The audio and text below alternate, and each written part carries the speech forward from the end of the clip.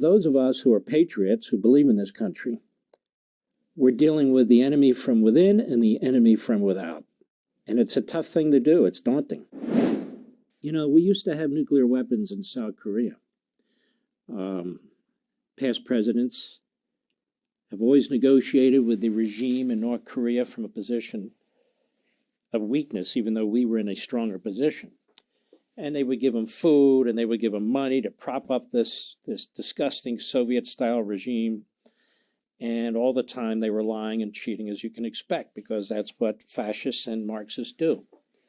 And so now North Korea has nuclear weapons and South Korea doesn't have any. We took all of our medium-range missiles out as part of a deal with North Korea. That's what I mean. This stuff is just so mind-boggling to me. So we do have joint military exercises as the North Koreans are ramping up their missile testing. And their missiles are getting increasingly sophisticated. Their distance is getting closer and closer to where they can reach the United States. Not yet, but they're getting there. And of course, they can hit Japan, South Korea, Taiwan, Australia, and so forth. Can you imagine they have them and then Iran gets them? I mean, it's mind-boggling. Let's take a look at this from the PBS NewsHour. Go. Tensions on the Korean peninsula are running high. This month, the U.S. and South Korea launched... By the way, have you noticed tensions are running high everywhere? On the Korean peninsula, on the islands off of Japan, on the islands off of the Philippines, in the waters off of Vietnam, off the coast of Australia. Tensions running rampant in the Middle East. Have you noticed this? Tensions running rampant. Poland, Romania, the Balkan states, Finland, Sweden. Ladies and gentlemen, we're in the middle of a Cold War that's getting hotter and hotter by the day. Go. Their largest military exercises in nearly 6 years. And in response, North Korea tested 5 missiles, part of a record number of tests over the last 15 months. Nick Schifrin looks at the debate over U.S. policy in the region as the exercises and tests continue.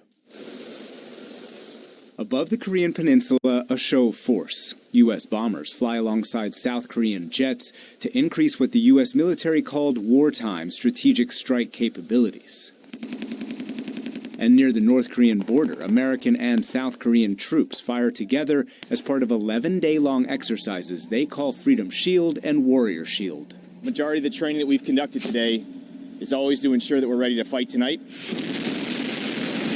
But North Korea also tried to show it's ready to fight. Last week on state TV, it tested an intercontinental ballistic missile it says can reach the entire continental U.S. It was a family affair.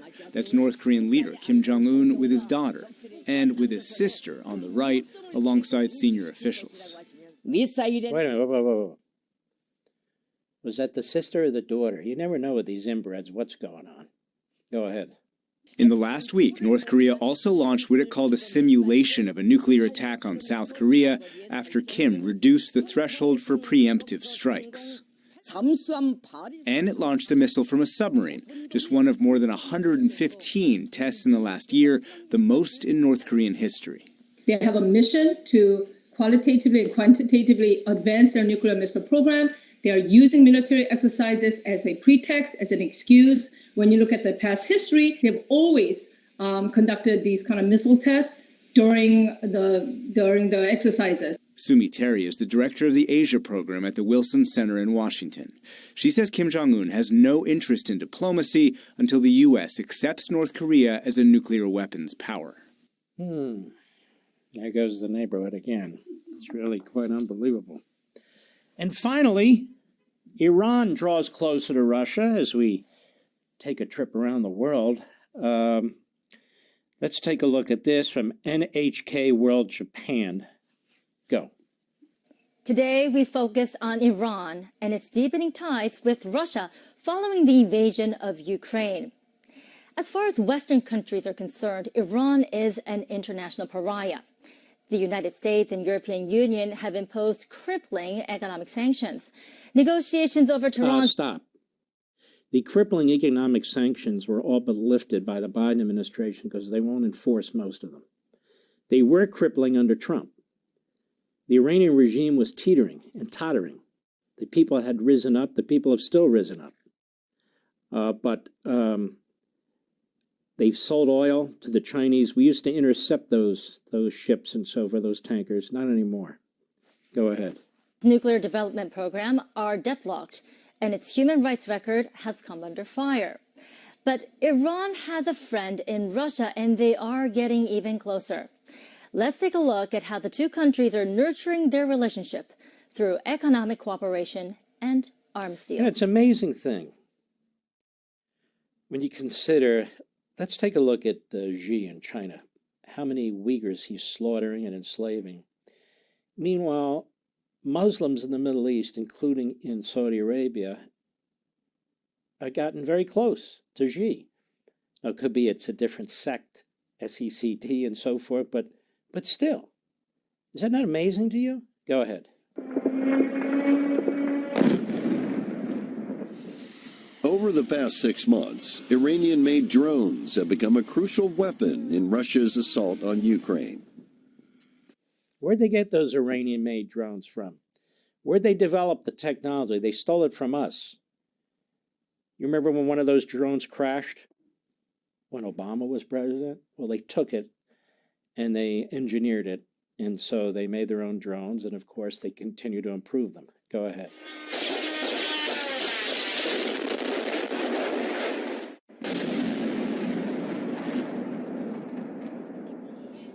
Iran says it supplied the drones before the invasion, which it claims it doesn't support.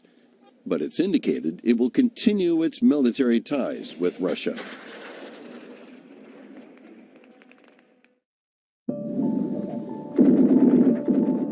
The history of this cooperation stretches back more than 3 decades. During the Iran-Iraq War, Iran sustained massive damage from Soviet-made Scud missiles fired by its neighbor. After the conflict finished, it sought to acquire its own Russian-made weapons. The ongoing Syrian civil war has brought the two countries closer together as they both threw their military weight behind the Assad administration. In 2016, Iran deployed Russian-made surface-to-air missiles to protect one of its nuclear facilities. And Russian weapons are at the heart of the country's expanding military arsenal. But the invasion of Ukraine changed the dynamic of the relationship. Iran now appears to be supplying its powerful ally with arms. Meanwhile, Moscow and Tehran are pushing forward with a massive project that could further consolidate economic ties. The International North-South Transport Corridor is a logistics network connecting the huge markets of Russia and India via Iran. The sea route through the Suez Canal is about 16,000 kilometers long. The transport corridor shortens that distance to less than half by using roads and rail in addition to shipping. Iran and Russia are trying to create a new economic zone beyond the reach of Western sanctions. Last July, a freight train carrying cargo bound for India arrived in Iran from Russia in a test run. The project was first proposed 22 years ago, but was abandoned due to its high cost. It was restarted last year after Russia found itself facing Western sanctions similar to those imposed on Iran. Well, there you go. I don't know. There's a lot of problems in the world right now. We have exactly the wrong people at the helm. Exactly the wrong people at the helm. I'm concerned about the psychology of the country as well. Things that are happening within our country that have caused people to lose faith in our country. Being pushed by the American Marxists and these various forces. So those of us who are patriots, who believe in this country, we're dealing with the enemy from within and the enemy from without. And it's a tough thing to do. It's daunting.